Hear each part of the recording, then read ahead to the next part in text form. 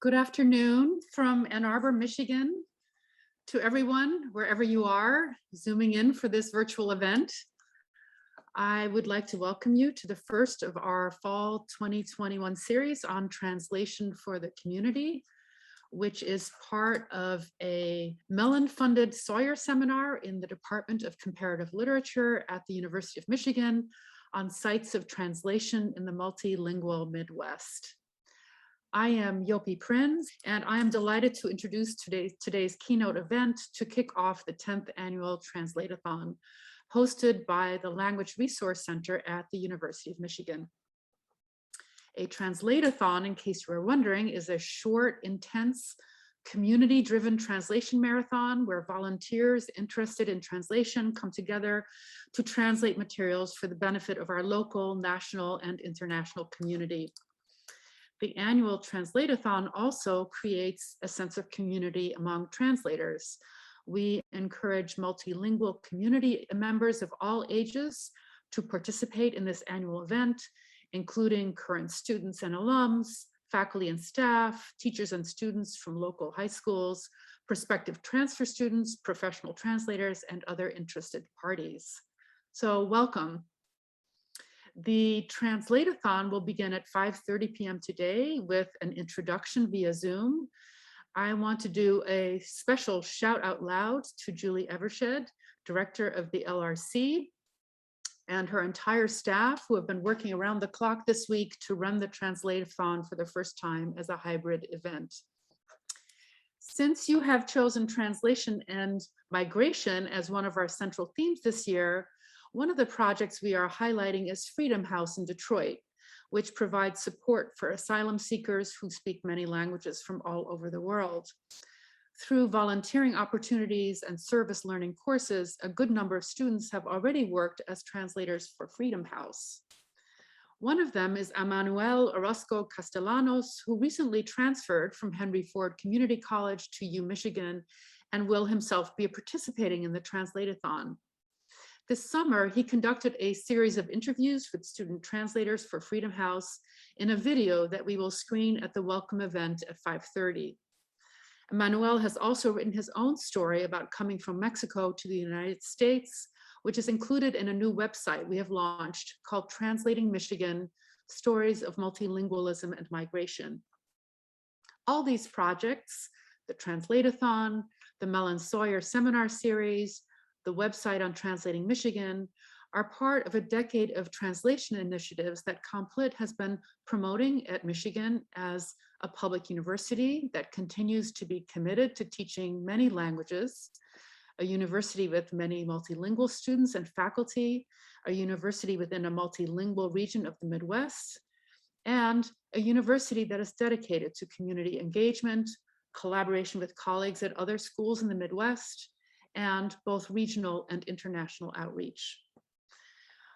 10 years ago, we launched a college-wide theme semester in LS&A on translation, out of which grew our undergraduate minor in translation studies and also a graduate certificate in critical translation studies.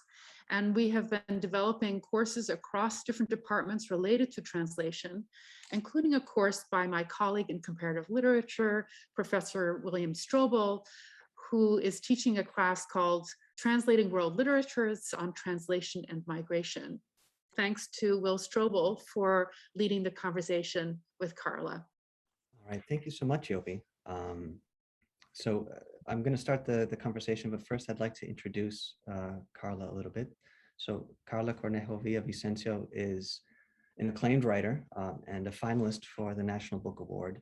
And I hope I don't bore too many of our audience, because I'm sure that most of them are big fans already, by walking through some of Karla's accomplishments here. Growing up in Queens, she first got her chops writing reviews of the music scene. And this is an influence that you can find deep down in the hardwiring of her book. She went on to study at Harvard and did a PhD at Yale, where in New Haven, where she currently lives with her partner. Her writing has found a warm welcome in titles like The Atlantic, The New Republic, The New York Times, Elle, Vogue, N+1, and other places. And I know that in her book, she sometimes avoids these kinds of accolades. She writes, "That shit is distancing." But I think it's important to note just how prolific Karla has been with her studies and her writing. And her debut book of creative nonfiction, The Undocumented Americans, is a major achievement, or let's just come out and say the M word. It's a masterpiece. And like all masterpieces, it breaks a lot of things. It breaks boundaries between genres, mixing the rhythms of rock and the cadences of hip hop and the raw political anger of punk and the slow contemplation of lyric poetry. And it distills all of these essential oils down into the burning advocacy of prose reportage, along with some important doses of magical realism here and there.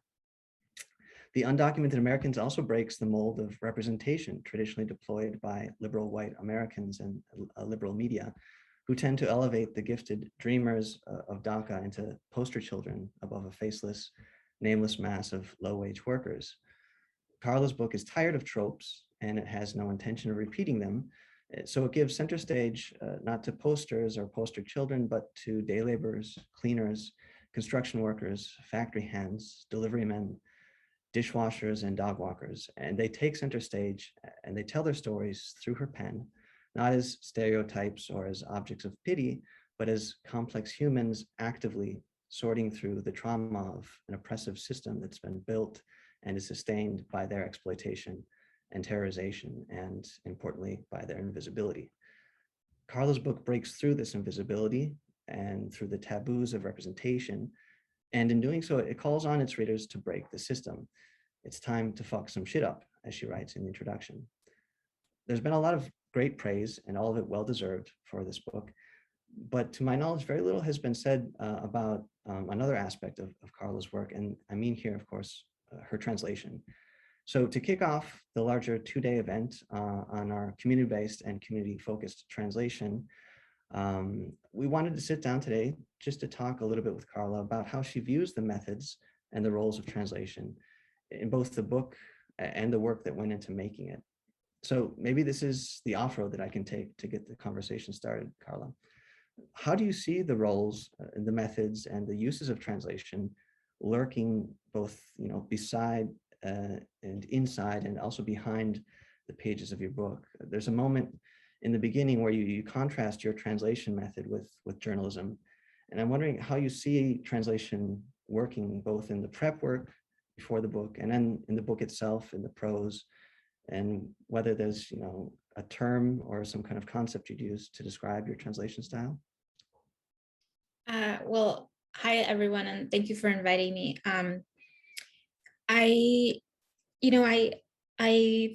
thought a really long time how I wanted to translate from Spanish. What I translated was the interviews that I did with my subjects, and so what I decided to do was to do it on the spot, because one of the themes of the book is the relationship that children of immigrants have with their parents. And one of the narratives that we hear, so often is, how children of immigrants translate for their parents. And often that is, pretty romanticized. And it's something that like we grow up kind of like as a selling point, being like, I'm bilingual and I'm able to do this, like even, in a professional way as an interpreter or something, because it's the skill that we have and it's marketable.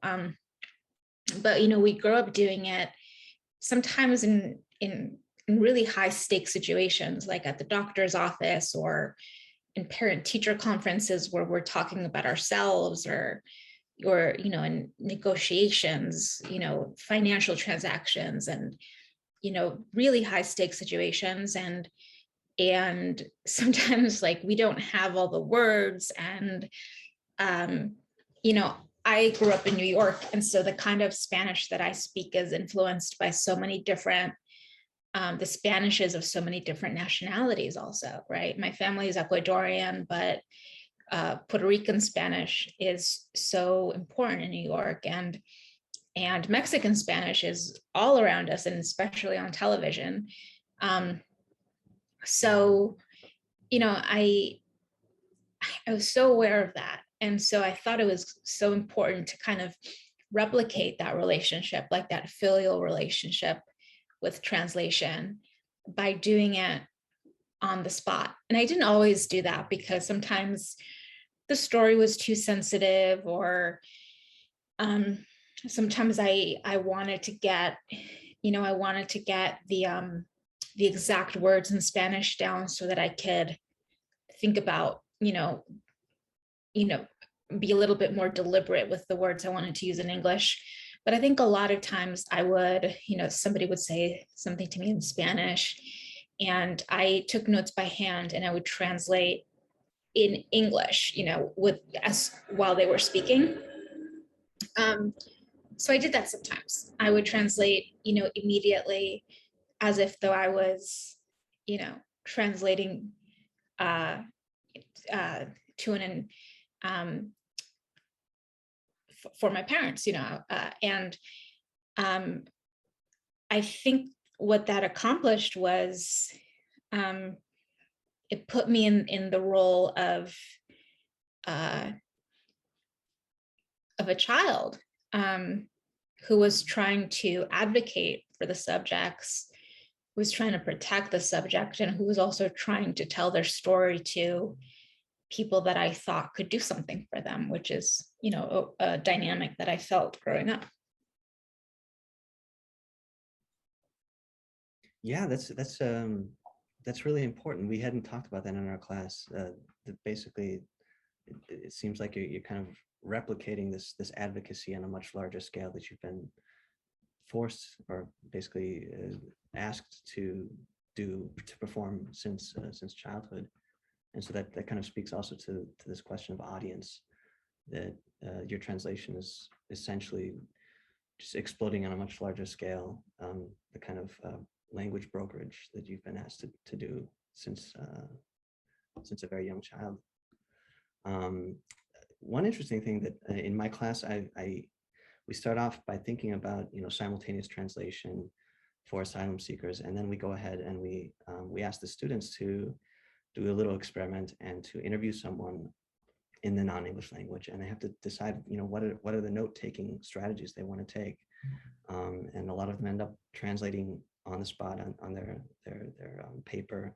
They resort to shorthand, to scribbles, to drawings, to doodles, and then they have to think about how they go back afterwards and rework that into prose.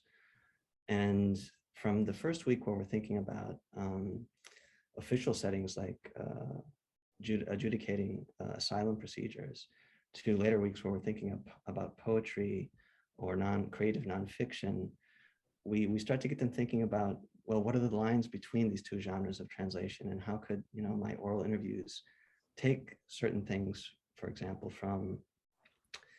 from poetry or from prose, and build those into this other discourse, this very tightly policed discourse of asylum and law and journalism.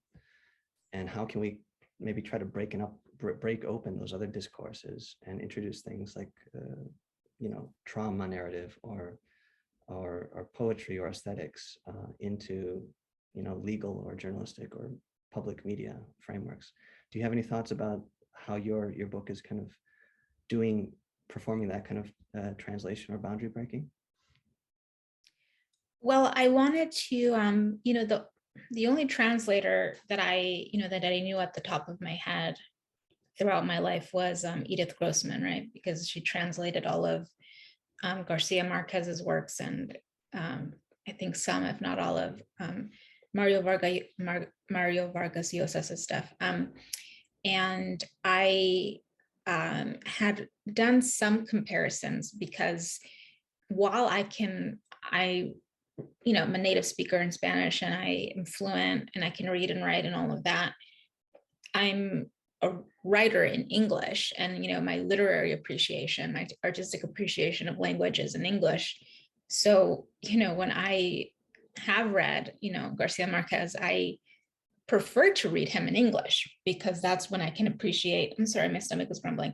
That's when I can appreciate the language better, and I can detect wordplay and when I'm reading in Spanish, I sort of read for content more than I do for, like, I can't really detect like what the tricks are being done in the sentences. But then, when my dad thought it was really important for me to do things like translation and stuff when I was a kid. So I would compare, and then I saw that it was a lot of rewriting, that it was a lot of that Garcia Marquez had basically just trusted her to rewrite the sentences in her, to capture the sentences and to render them in this other language in his voice, but to rewrite them. And when I started reading translation of like Neruda's poetry, I saw that they were rewritten. They weren't translated really, they were just rewritten. And so, that was my introduction to literary translation. I also read, Roberto Bolaño in English first. And when I tried reading him in Spanish, I saw the same thing. And so it was surprised me when I started seeing Latinos, not Latin Americans, but Latinos, which, means immigrants, in the media, in newspapers and magazines being quoted. And we sounded really dumb. And we also sounded really flat. Like our emotions were always really flat, and we sounded like we all sounded the same. We didn't sound like we were different people. We didn't sound like, it was all the same register. It was all the same tone. It was all the same vocabulary. We all sounded sad.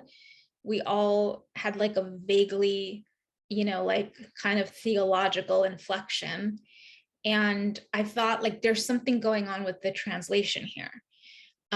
Because like we're speaking, but the way that this information is being understood, and then the way it's being like regurgitated, there's something going on in that, right?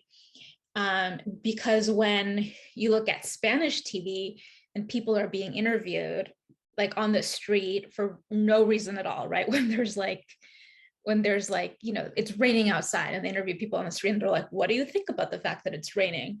People that are random, they're like, well, it's because Nostradamus said. And you're like, well, why are you saying that, right?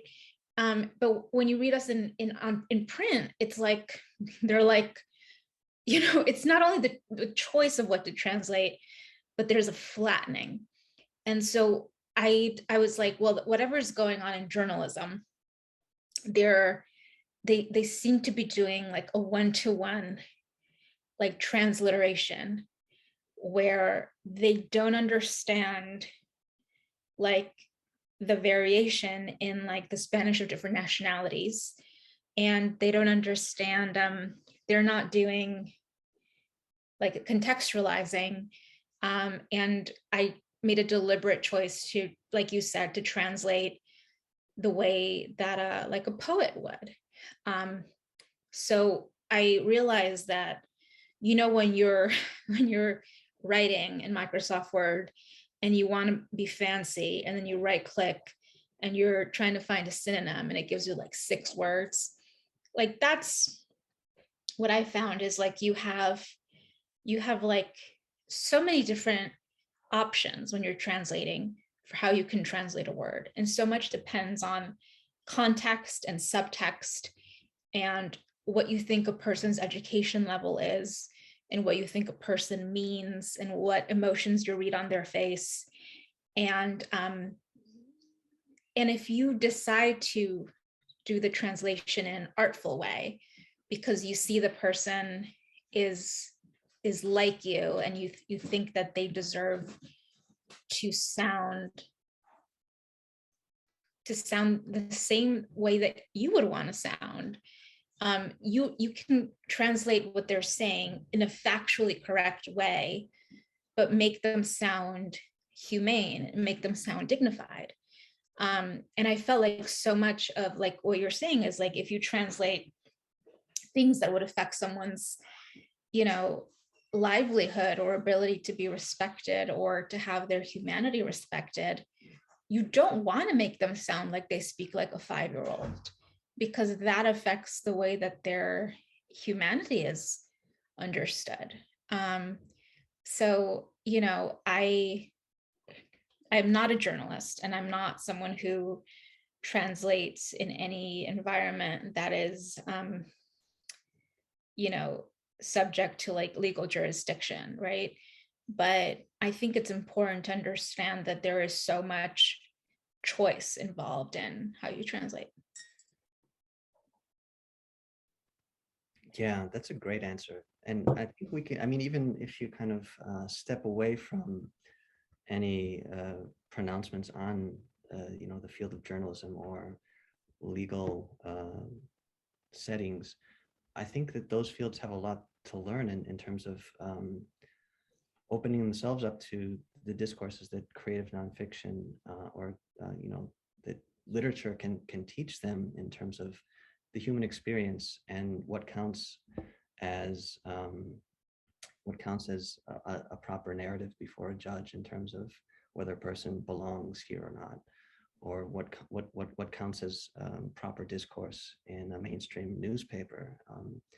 You know, there are all these stories and sociolects and levels of expression that kind of get marginalized by the I don't know, the McTranslation syndrome of mainstream media.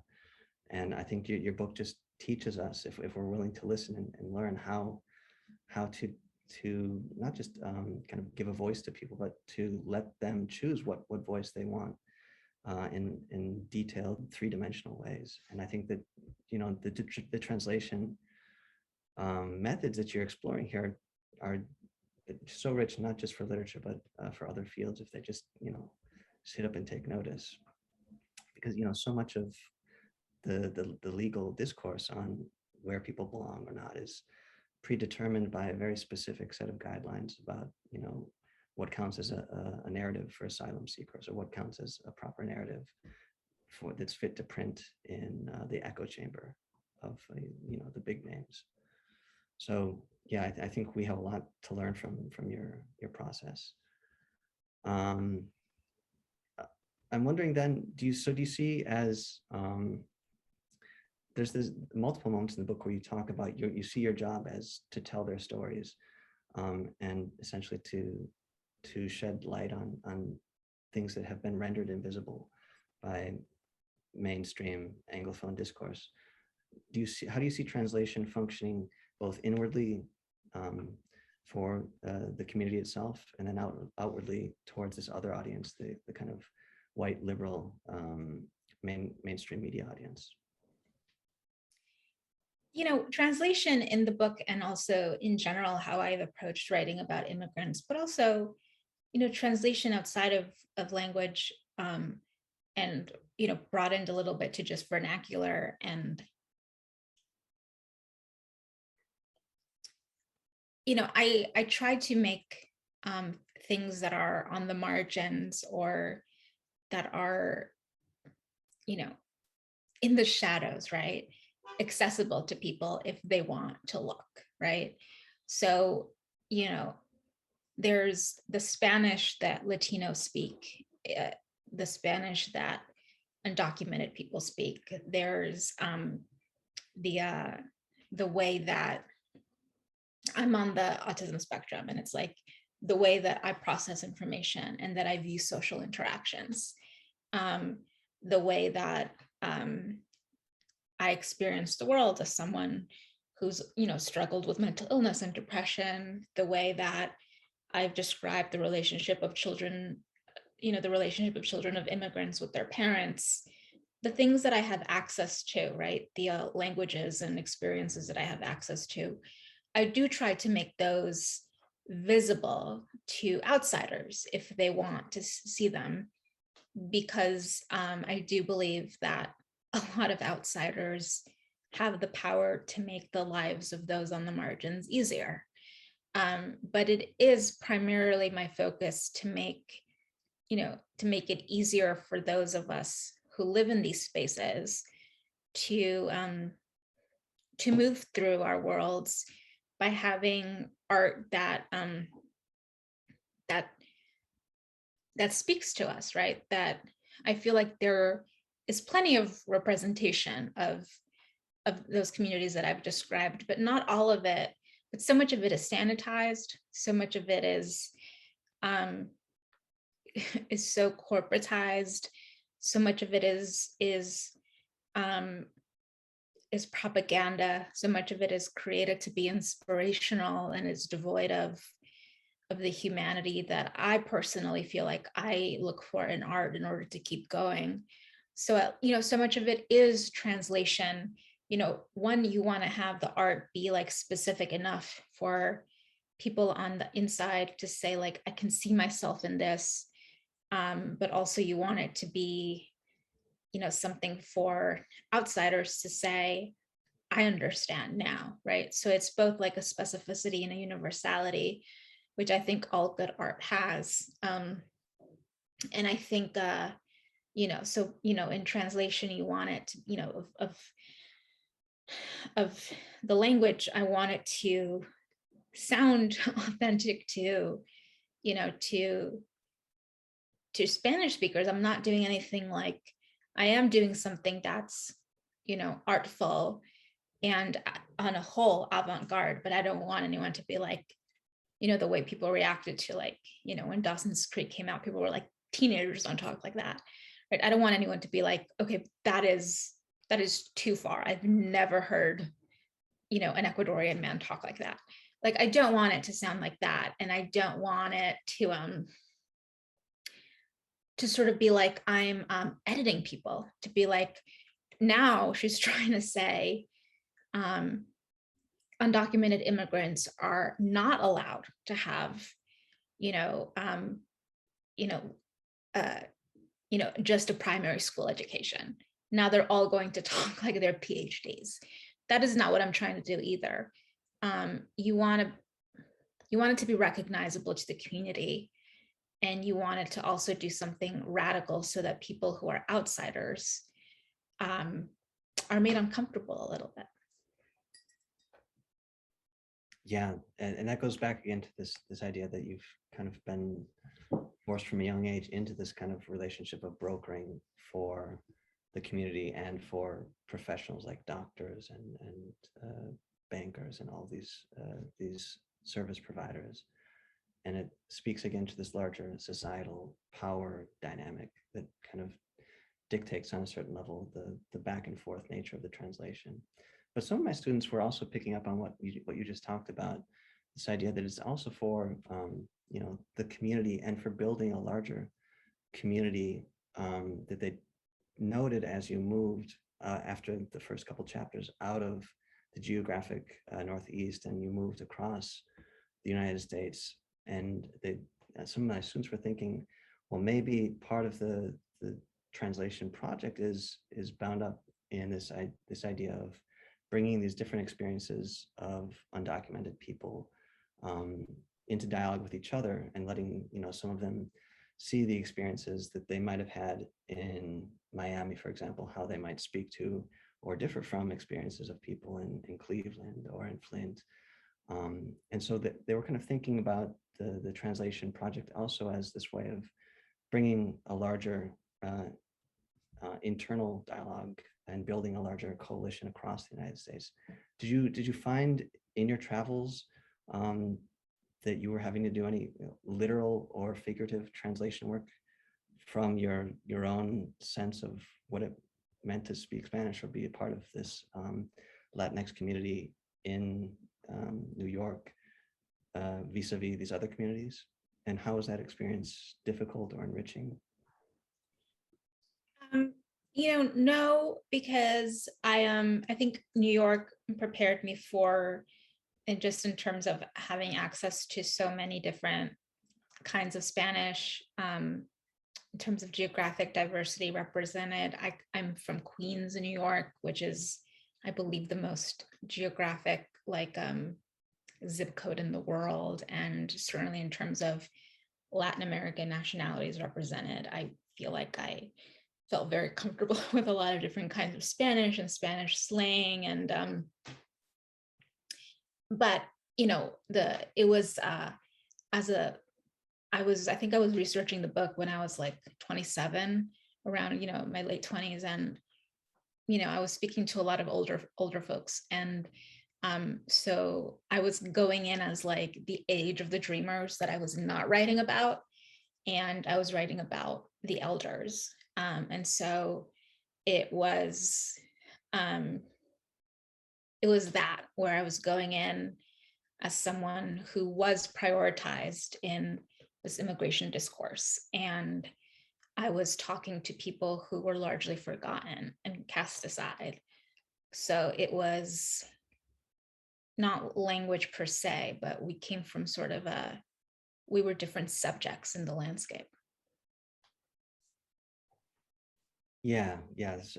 So I think, yeah, translation also in a kind of more metaphorical sense of trying to translate across experiences, or the way that the system has addressed itself differently to different subjects, kind of creates a need for translation across experiences. Mhm.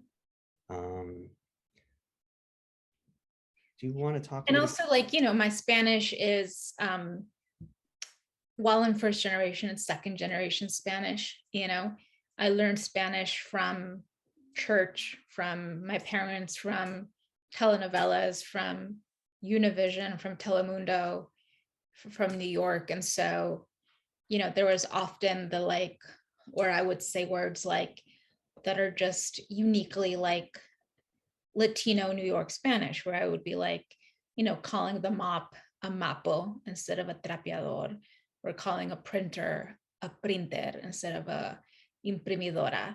And Latinos who've been here for a long time, a lot of them use that too, you know. Some of people who are more new arrivals don't use that yet. So that's where there are some differences. People who have been here longer tend to use, you know, slang from different nationalities, or tend to use like Spanglish, or tend to use words like that are like African-American vernacular, things like that. If you've been here for 30 years, you're more likely to. If you're more like, you know, if you've been here for a couple of years, you're less likely to. Maybe that's a good segue to ask about the current adventures in translating the book into Spanish. And, you know, the question maybe can start, what kind of Spanish is it being translated into, and how's that going about? You know, that's a really interesting story, because it was translated into Spanish, and it was translated, I'm not sure how much I can say. It was translated into Spanish by a Latin American translator based in Mexico City. And it was a great translation, but it wasn't Latino Spanish, it was in Latinx Spanish, right? And I think that's a distinction that to publishers, it doesn't really exist. But does exist, right? To all of you exists, and to us exists. But I think to publishers, they look at Isabel Allende and they look at me and they consider us the same, but we're not the same, right? And I think if you put us in the room, we would understand each other, but we don't have the same cultural references, right? And in fact, we speak Spanish that is the same language, but are two different, entirely different vernaculars. And it's something that I had to explain. And it's something that I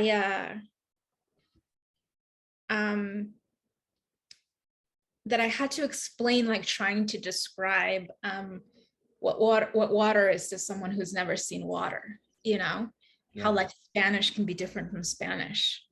And like how the Spanish that an Ecuadorian speaks can be different than the Spanish that a Chilean speaks, even though, but I'm from New York, you know? So I pulled the translation because it was Latin American Spanish. And it was like, for instance, I had I have a line in the book where I'm shit talking like immigrants who are like performatively patriotic about the United States, and I call them narcs. And like you mentioned, like, hip hop is an influence in the book, right? Yeah. And the word narc is a slang term that like means someone who's like who works for who's a snitch, who like works for the DEA or something, right? But it generally means a person who's like, kind of like uptight and, who's not on your side. But the translator translated it to like in Spanish, the words like something, what was it? To anti-narcotics officer. But it literally meant like an like a uniformed anti-narcotics officer. And I was like, what do you think I'm trying to do? You think I'm literally accusing these people of working for the DA? And so it's like the slang went over their heads, and it sounded like Sor Juana Inés de la Cruz. Like it was not. So it's not. It's it's like it's if you translate a song that's like, I think the current thing is like when I grew up in New York, the genre that was really popular and that I grew up alongside with was reggaeton. If you translate a reggaeton song using the same translator, using Esther Grossman, it's not going to work out. So I think it's important to understand, class. I think it's important to understand, what being Latino is. A Latino is made, not born. It's like New York influenced how I speak. The fact that I grew up alongside African Americans, the fact that I grew alongside,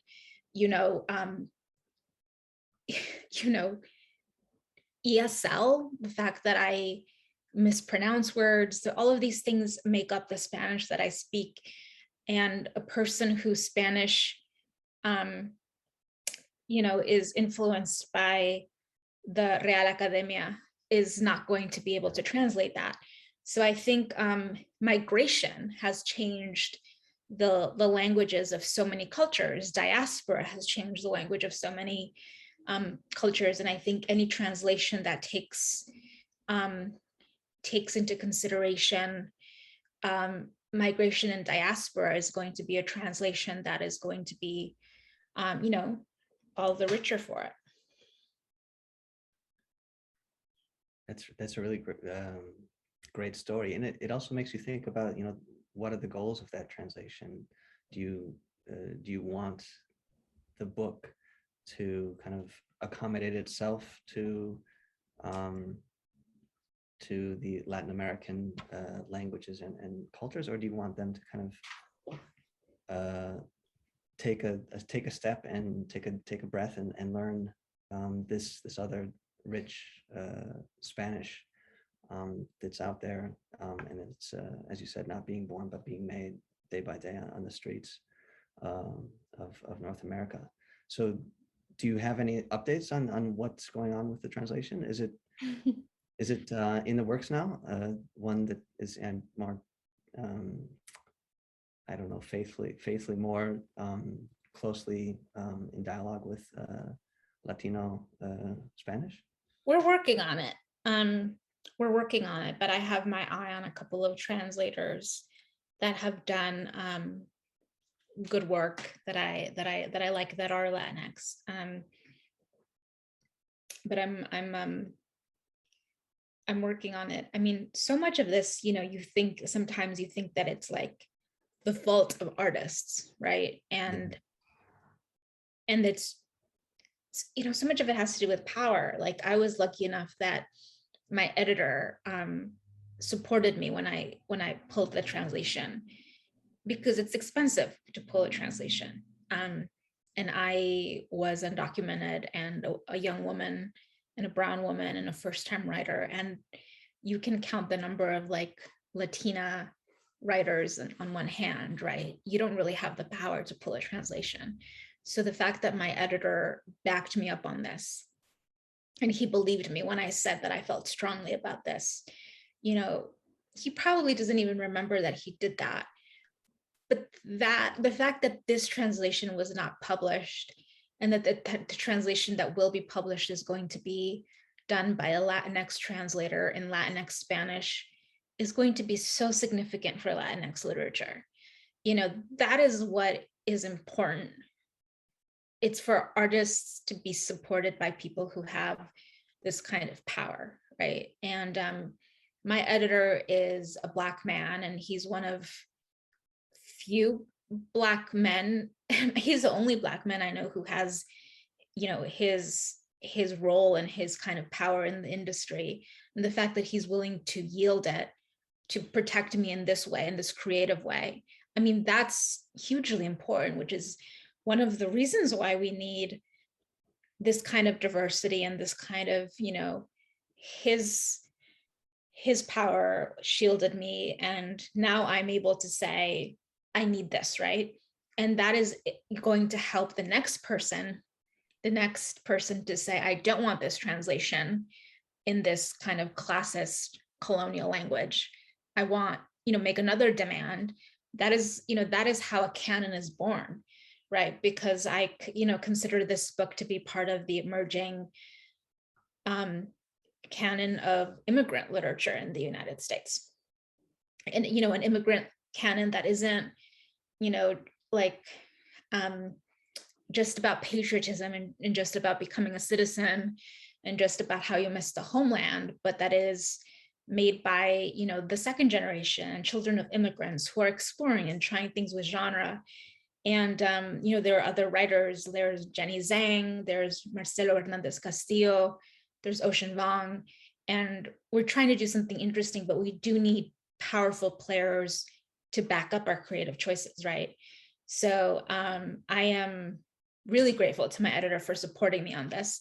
And it bought me time to search for the right translator. You know, but when that book comes out, it's going to be significant because who's going to read it? It's going to be like, it's Latinos, you know, like it's going to be undocumented immigrants. It's going to be immigrants. It's going to be Puerto Ricans in a language that's accessible to them and doesn't sound like Don Quixote, right? Like that's important. And, you know, which is why it's like, you know, so important for there to be people like us in all of these different positions of power. Yeah, that's amazing. Is this like a trendsetter? Is I don't know the translation into Spanish, the scene well enough. Is this basically a colonial wall that hasn't been broken through yet? When you know, Latinx Americans are being translated in Spanish, is there no precedent for the kind of respecting their Spanish dialect? Oh, no, you know, I know Junot Diaz has been translated into Spanish well, but like someone like Junot Diaz is like has institutional power, you know? Yeah.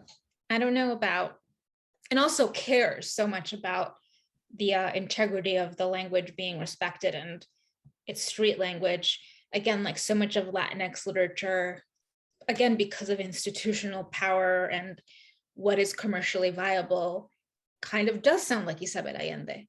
And a lot of the Latinx literature that's coming out now is trying to do different things, but doesn't have the institutional power that Diaz had. So it's an exciting moment right now. Yeah, it sounds like it. It kind of reminds me of that moment that Gloria Anzaldúa has when she's writing about hearing for the first time on radio or reading for the first time in printed books her Spanish or her, you know, her language being validated by a media apparatus. Yeah, I mean, yeah, it must feel that way for a lot of readers right now. Yeah, I can imagine. So we have maybe time for one more question before we open it up to the Q&A. Do you want to talk a little bit about your current project or your next steps? Right now I'm working on a novel. And it's I can't talk about what it's about because, like it's I don't know, novels are meant to be read, not talked about. It sounds terrible when you talk about what it's about, but it's with my same editor and he's great. And it's, I go through phases where I think that some pieces are brilliant. And then there are some days where I think that some pages are like, I'm like, why would I ever? And, it's enough where like, I think I'm horrible enough days where I keep working really hard. And I think that I'm good enough days where I, don't give up. So I think that's the perfect balance. And I'm also really excited that I'm going to be working on a profile, my very first profile for the New Yorker. It's coming out in the spring. I think the important thing for me is to keep trying new things, right? Because I also think this is important for translation, but one of you mentioned in the intro how influenced by music my writing is, and one thing my writing is not influenced by is a lot of contemporary writing, because I think if your influences are other writers who are alive right now, it can seem like an aggregation of other contemporary voices, and that doesn't seem very rich, right? So I think I like to do things that are like, I like to do some journalism, and I like to do different types of writing so that I can keep my voice sharp. And I've been doing some working on like drafting some TV writing, and that's helped me like work on my dialogue. And trying different genres, I think, sharpens different areas of your writing. So I'm grateful to be able to do that. Wow. Okay. Do you see? This is a question that came up in the class with students. They were wondering, as you move between genres, do you see your translation methods changing? Do you feel constricted at all when you do journalism as to how you translate people's voices, or the kind of liberties you can experiment with? Well, right now I haven't done any translation in a while because I'm not writing about immigrants right now. Okay. But or maybe just more generally your writing style. Do you feel like as you cross genres, people are imposing particular limits on you? For example, if you're writing what might be called journalism, or I think nobody would dare impose limits on me in my writing. I do think that, publications sometimes have their own house styles, right? So, my novel is scarier because it's entirely up to me, and my editor is especially hands off. So it's entirely up to me. But there, if you're writing for a publication, they kind of have, they either have a certain voice or they have like certain parameters, and you can't spill over those. It's like having a speed limit. Yeah. So those aren't constricting, those are like guideposts, because I do go over the speed limit. But having an editor is like having one of those apps that's like, there's a cop 5 miles away. Yeah. So the best thing about writing for a living is that I get to work with editors because I need them. So yeah, I don't find anything about them constricting, because my writing does need to be reined in. Okay, that's good news. Yeah, and I didn't mean editors so much as publishers, or the people above the like corporate people. Yeah. No, they wouldn't Okay. try. Okay, That's good news. Yopi, I think we can open it up now to questions from the audience. Great. We're going to wait for some questions to come up on our screen. But while we're waiting, Karla, I was wondering, do you have any advice to students at the University of Michigan who come in as multilingual students, often without English as their first language? And, you know, part of what we're trying to do with the Translate-a-thon and more generally with incorporating translation into the curriculum is to think more critically about the whole notion of a first language, or the privileging of the first language as the best language that a person speaks. And also really trying to reinforce among our multilingual students that they have incredible resources that they can bring to the Translate-a-thon, that they can bring to their work, into their classes, that having more than one language doesn't, can only be better, that it, and that the hierarchy around a first or second language is something that we really need to rethink, perhaps through translation as well. Yeah, I mean, Spanish is my first language, and it doesn't really mean anything. You know, I feel more comfortable in English in creative ways, and you know, I can't really write in Spanish in creative ways. There's like this, I think, trope in television or whatever, that when, you know, if you have speak a second language, when you're angry or something, you start like screaming or crying or cursing in your first language. In my experience, when I'm like, I don't do that, but when I'm extremely tired, like really exhausted, I don't start speaking in Spanish, but I lose my English. You know, I just forget words in English, or I start speaking in an accent. Like I start speaking in an accent. I think that it does change your brain in really magnificent and interesting ways to speak more than one language. The thing that I find is most interesting about speaking more than one language is that it affects my writing in kind of like rhythmic ways. And it also like, it adds an idiosyncrasy to the way that I speak both languages. And sometimes I would push that away. Like, I don't have a grasp on English idioms, never have. I don't understand them, and I understand them once they're explained to me. But, you know, I found it best to like embrace that and to incorporate it into my actual writing and to be deliberate about it. So, you know, sometimes I wouldn't have like a word to describe something. I wouldn't know the word. And then I would do like a roundabout explanation. So like if I wouldn't know the word for fork, I would like spend like 3 sentences trying to describe like what a fork is if I didn't know the word for fork. And I think that comes from sometimes not knowing the word for things. Sorry. Okay. There's a whole other language happening there. Begging for translation.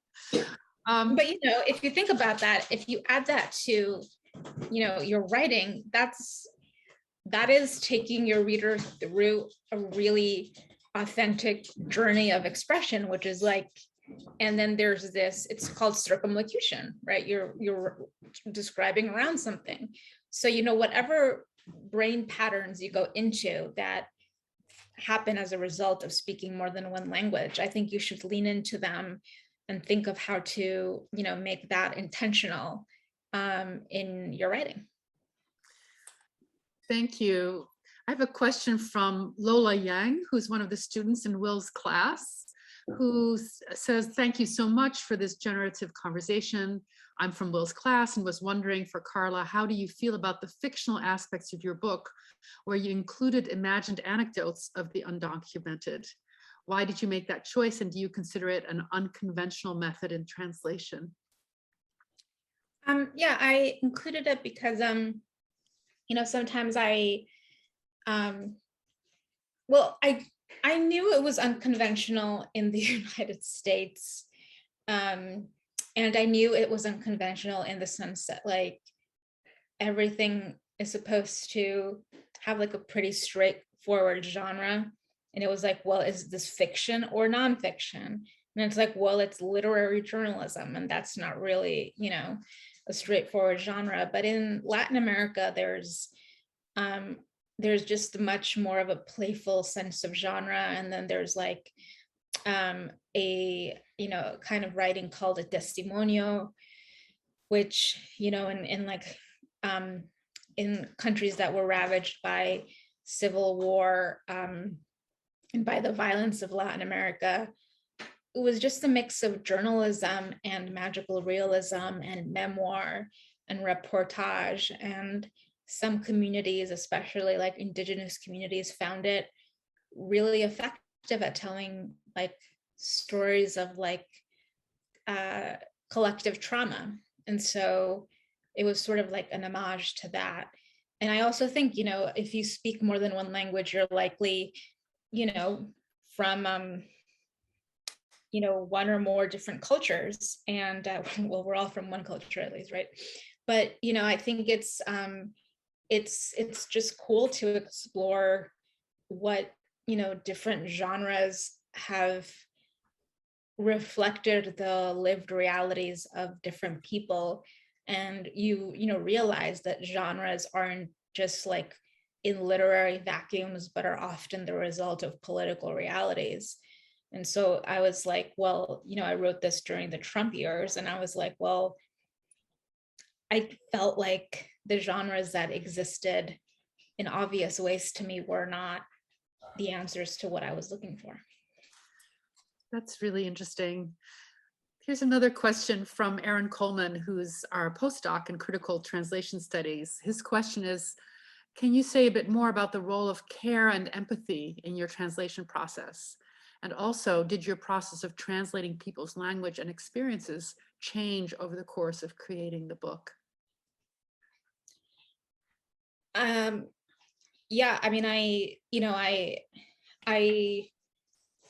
was undocumented. I have undocumented family. I viewed the subjects as members of my community because they are. I always think that it's important to have like stakes in the communities that you're writing about because you are accountable to them. And so, that was influential in how I chose to translate. I was like, I don't want people from my community to look stupid and to be embarrassed because when we are written about, I feel stupid and I feel embarrassed, So, so I guess that's empathy, but it's also I don't know how to separate them from me. And it didn't change. That was my plan all along.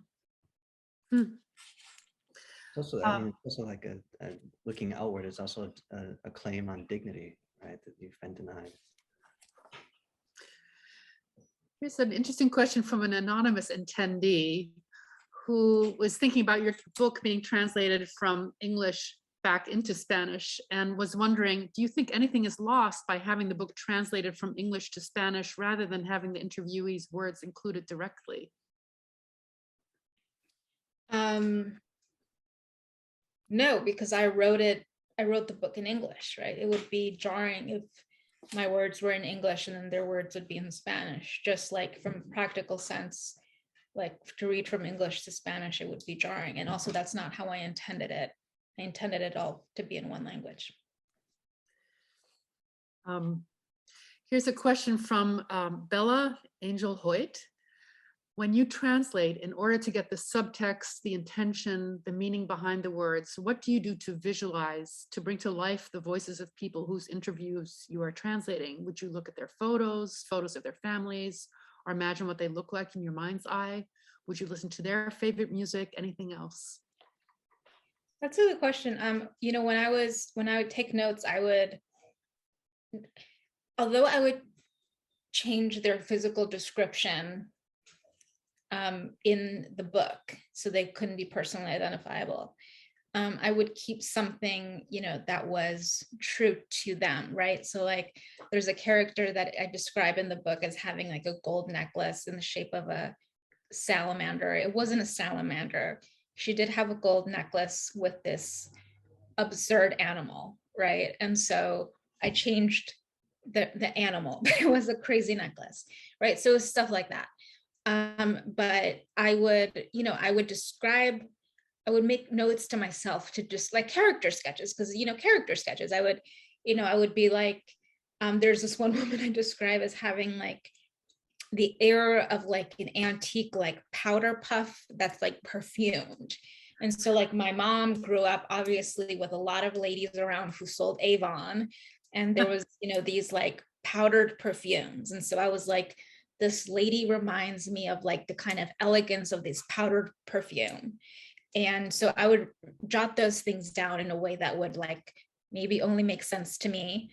But when I was reading that back to me, I was like, well, this lady is somebody who washes her hair every day, has only white lacy underwear. Like I knew exactly what the character type was. And when I was writing her words down, I had my notes, but I also knew, it was shorthand to describe her character. So, I would use words not like fancy, dignified lady, but I would use things that would bring up like, evoke my senses. That's fascinating. So not just the visual or the auditory, but the olfactory, all the senses are somehow in play. Here's a question from Connie Contreras, who says, first of all, thank you so much for your talk. A quick question, do you feel that you process feelings differently in different languages and therefore your writing reflects that difference? English is my foreign language, but I find it much harder to speak candidly about my feelings in my mother tongue. And there's a lot to be said about trauma there. Do you experience something similar? Also, thank you so much for underscoring the difference between Latinx and Latin Americans. As a Chilean student myself, or as a Chilean Sudaca myself, I feel I've been screaming to the void for the past 6 years of my graduate experience. Yes. Yes. Yeah, I mean, I try to be myself around everyone, but when I'm speaking in Spanish, I'm just such a good girl, it's because in Spanish, I was in Spanish around my parents. I was in Spanish around like adults growing up. I was in Spanish in church. So when I'm in Spanish, I'm less curmudgeonly, and I feel like I'm sweeter. And I think it's because I think it's because like I think it's because, the culture that I consumed growing up was like, in terms of comedy, I listened to like all the comedians and all of the TV shows that I watched that were like produced by Lorne Michaels or were like Jewish comedians was in English. So that kind of humor that I have is in English. It's not really translatable in Spanish. So when I say something in Spanish that is funny to like my mom or dad, or I could only really say it to them because it's extremely dark. It's not very elegant. I can't really make a really like elegant, like really cutting joke. I'll just be like, I'll just say something really offensive to them. So my truer self is in English, but maybe my truer self is in Spanish because maybe I'm just a sweet girl. But I do think we have different personalities in different languages just because we have different vocabularies available to us. Thank you. Another question from an anonymous attendee. Do you think translation is always an interpretation of the person translating and or interpreting the other? If so, do you think the problem of how immigrants are portrayed or translated is more a problem of how they are viewed by the people who make these portrayals? I take the opportunity as a foreigner living in the US to compliment you on promoting that change of perspective through translation itself. Yeah, I do. Everything is a matter of how every way of capturing another person is a matter of how you view them, right? Whether it's photography, even like photography or recording, right? it's the angle that you choose, it's the filter that you choose, it's, the time of day that you choose to publish something. It's everything requires intent, or, it's like, there's nothing objective about anything. And I think it's the more we realize that, the more ethical we can be with our choices. I remember an undergraduate who's minoring in translation studies, who did a capstone project working for the Michigan Immigrant Rights Center. And she actually wrote a lot in her final reflection on this capstone about how to think ethically about her own role, because representing or narrating their stories for a legal context as an outsider might also be, a reframing. And I think the conclusion she came to is that, it's never completely neutral. It's never completely transparent. So it's best to take responsibility for the lens that you are bringing to a translation. But it really, the whole experience there really helped her to think about the complex ethics of translation, which is also obviously a problem of representation. Just a side note. Here's another question from one of the students in Professor Will's class. When you did the oral translation, did you find it hard to remember their experience and had to draw from your own experiences to fill in? Or did you just use your notes and what you could remember from the interviews?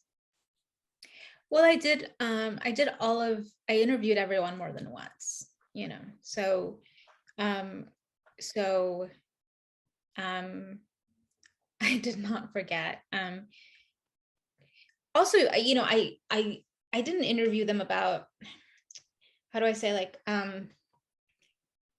I interviewed them about, it's hard to forget things like, well, I interviewed a lot of people, and the interviews that I ended up not using, some of those interviews I don't remember. But the interviews of the main characters, the ones I went back to over and over, and I did multiple interviews of, and some of them I did take pictures of, and I took pictures of, when we often went to places like, I took someone to the zoo, some other people I interviewed at a party, some other people, like, we went out to eat. And in order to create like the environment, I would take pictures of things, right? Which I think, is important to create the scene. It was sometimes wouldn't even be things that I describe. Like, it would be like a picture of their shoes, or a picture of, the back of their backpack, or something that would evoke something emotional in me.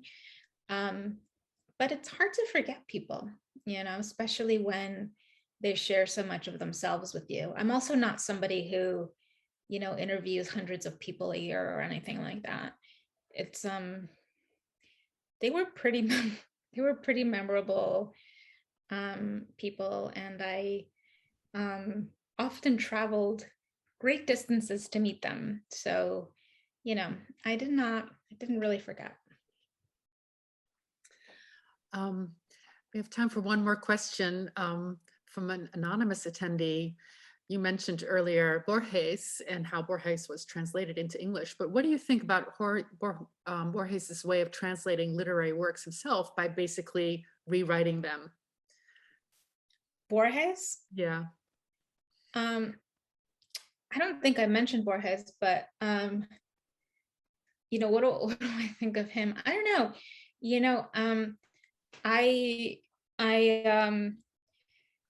I can't say. I haven't read what he rewrote. I hope he did it ethically. In general, I think there is no way to translate a work other than rewriting it. But, I hope that the people that he rewrote gave him permission.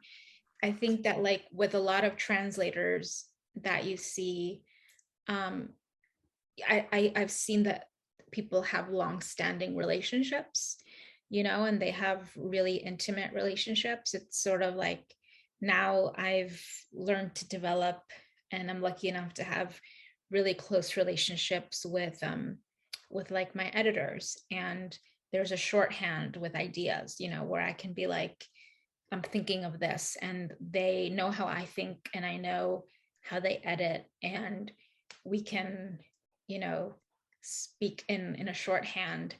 And so I know that, sometimes I'll open the front of a book and I'll see that a certain, Latin American writer like Javier Marias or something has like the same translator over and over and over. And I see that they've formed a relationship with somebody. And often these writers do speak, the language that they're translated into. So they kind of can gauge whether they feel like the translation is good enough. So, I hope they give them permission. But I also find that, the best translators are often, writers themselves. Yeah. You had a chance to look at the short video of interviews with student translators who had done volunteer work at Freedom House. Did you have any thoughts about that video? You were about to say something about that before we started the webinar, and I just wanted to give you a chance to react to what you saw there, since that's what we're heading into in the next phase of the Translate-a-thon. I think it's y'all are doing great work. I think it's really powerful to have ideas about translation that I think are pretty radical, and that I thought were just confined to kind of like literary spaces, go into places that have direct impact on people's lives in terms of asylum and in terms of, the lives of refugees, because, we obviously, I obviously do believe that having this more creative, politically radical approach to translation humanizes people and, returns their dignity to them, which can have a profound impact on their lives and cases. And I was also intrigued by the looser interpretation of translation to, dancing too, because I think, I'm someone who's very attracted to the idea of rhythm in writing. And I think those of us who speak multiple languages have an intuitive sense of rhythm. And I think it's important to translation into writing.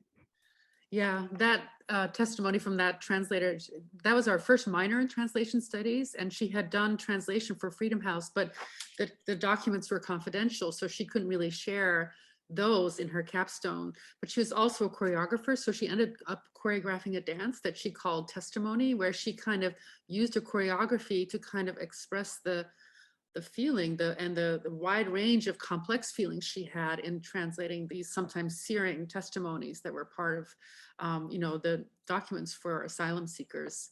And the fact that she translated the experience of translation into a dance, and that she then went on to become a professional choreographer, has really stayed with her as an experience that came out of translating for Freedom House. So, we're at 4:20, and we want to make sure that everybody has a break. We want to, Karla, say a special thank you to you for sharing your generous ideas and thoughts with us over the last hour and a half. It's been really inspiring to hear you think through your project and your writing. And I know that many of the translators and students and community members at this Zoom are similarly inspired. I also want to say a special thank you to Will for asking such thoughtful and thought-provoking questions in such a sensitive and thoughtful way.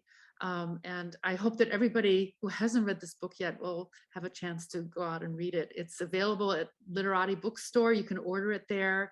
That's our local bookstore. And we really are happy to have learned more about you and your work, Karla. So many thanks. And for the rest of you, please join us again at 5:30 when we have a brief welcome for everyone participating in the Translate-a-thon. Thanks for having me. Thank you so much, Karla. This was great. Bye. Thank you for your work.